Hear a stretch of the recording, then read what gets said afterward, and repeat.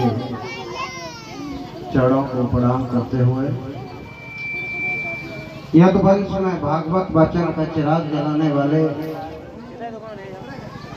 पूजनीय बाबा श्री रामनाथ शास्त्री जी को सादर प्रणाम वंदन अभिनंदन करते हुए कथा पंडाल में उपस्थित मेरे सभी पूजनीय देव स्वरूप संतजन,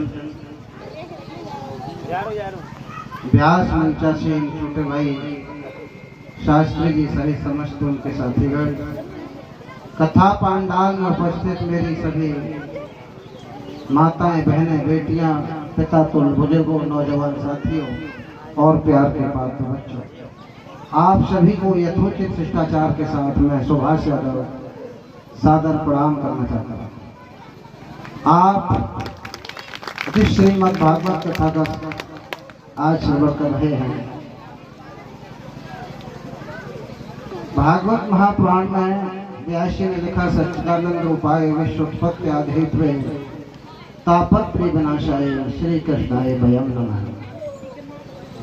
कितनी बड़ी बात लिखी व्यास जी ने कि जो भागवत महापुराण की कथा है, व्यास जी कहते हैं कि इस भागवत में स्वयं सच्चिदानंद भगवान कृष्ण का साक्षात स्वरूप छुपा हुआ है। और इसकी विशेषता क्या है?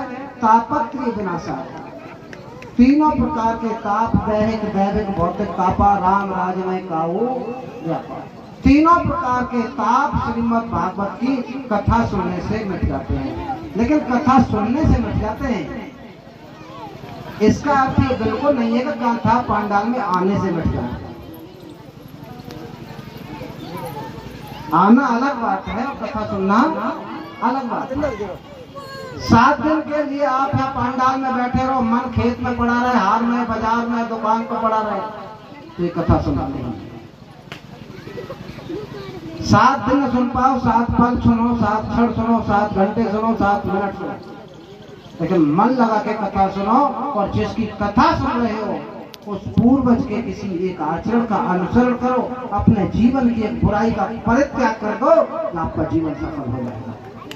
अब 7 दिन तक कथा सुन लो, चाहे परीक्षक बन जाओ, चाहे यज्ञपति बन जाओ, वरुण बन जाओ, शास्त्री बन जाओ, श्रोता बन जाओ, वक्ता बन जाओ,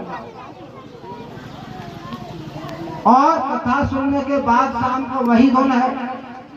लड़का जाके अपने माँ बाप को गालियां दे रहा है, बहू जाके सास से लड़ रही है, शराब पीने वाला दारू का ठेका में धोख लगाए पड़ा है, जुआ खेलने वाला पेड़ों में अपने ताश के पत्ते फेंक रहा है, तो फिर ये कथाएं सुनने का कोई मतलब नहीं है। कथाएं सुनने का मतलब तब